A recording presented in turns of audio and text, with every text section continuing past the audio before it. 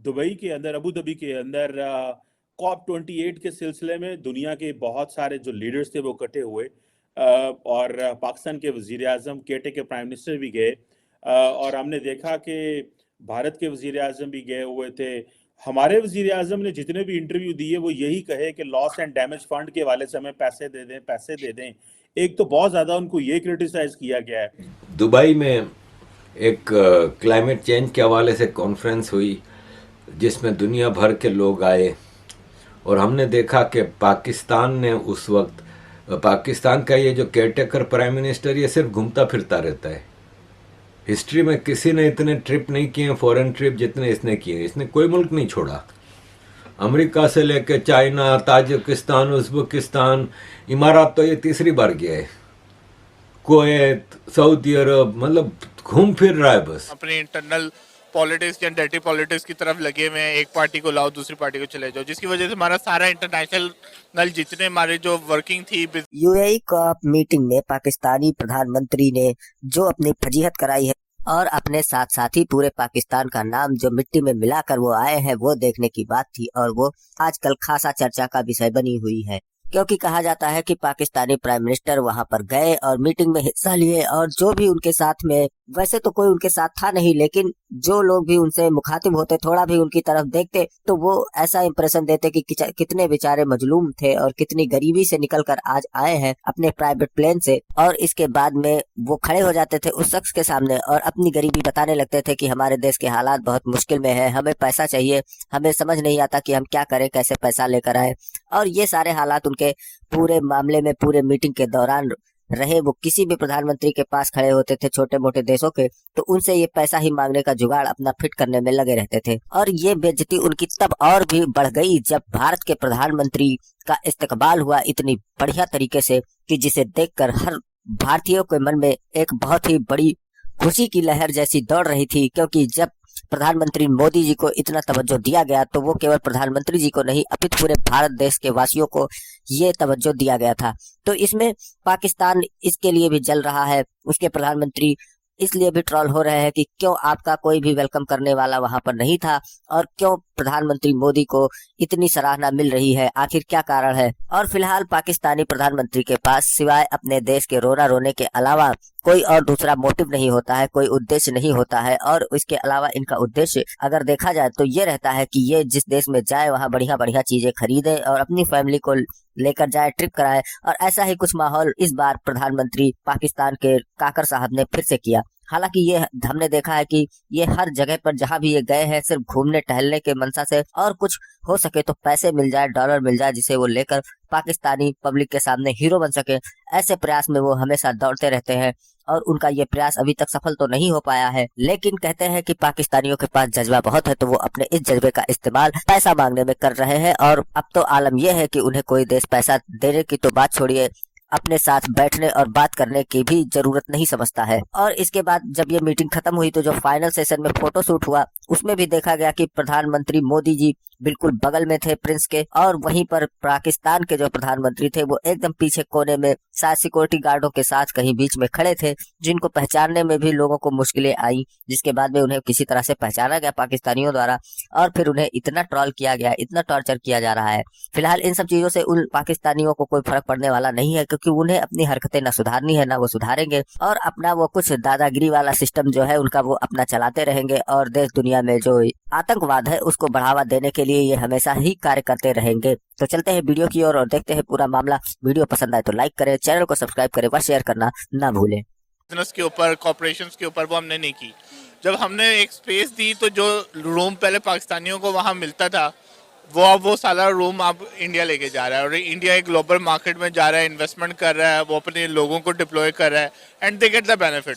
सो बात यही है कि तो इंटरनेशनल मार्केट के अंदर जो जितना परफॉर्म अच्छा कर जाएगा वो उतने मार्केट को गेन कर जाएगा। आज अगर यूएई ने उसको वार्म वेलकम किया है, अगर हम उनको ये मौका ना देते, ओपन मार्केट ना छोड़ते और हम अपने रिलेशनशिप्स को उनके साथ बेहतर बनाते, तो शायद वो मार्केट हम कैप्चर कर सकते थे, बट हमने नहीं की, लोगों ने उसको कैप्चर कर। ये हमें ये भी क्रिटिसाइज किया गया है कि हमारे प्राइम मिनिस्टर को उन्होंने पूरी पिक्चर के एक साइड कोने में खड़ा कर दिया। और कई लोग कह रहे हैं कि नरेंद्र मोदी इस वक्त ग्लोबल लीडर के तौर पे सामने आए हैं और वो फ्रंट लाइन पे खड़े हुए थे।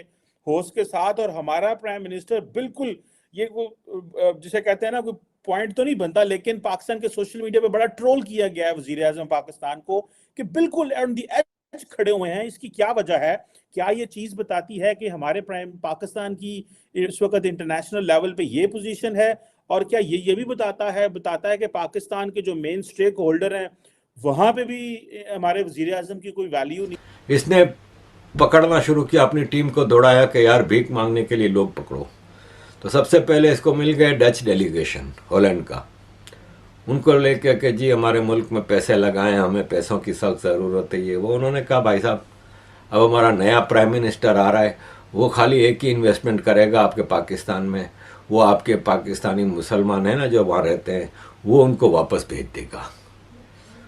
इस तरह जो मिल गया, उज़्बेकिस्तान के प्राइम मिनिस्टर से मिले, फ़ौरन मिल के शुरू हो गए कि यार हमारे तो हालात ये हैं, बताओ कहाँ से पैसे लाएं, चलो कुछ नहीं तो तुम हमें LNG दे दो।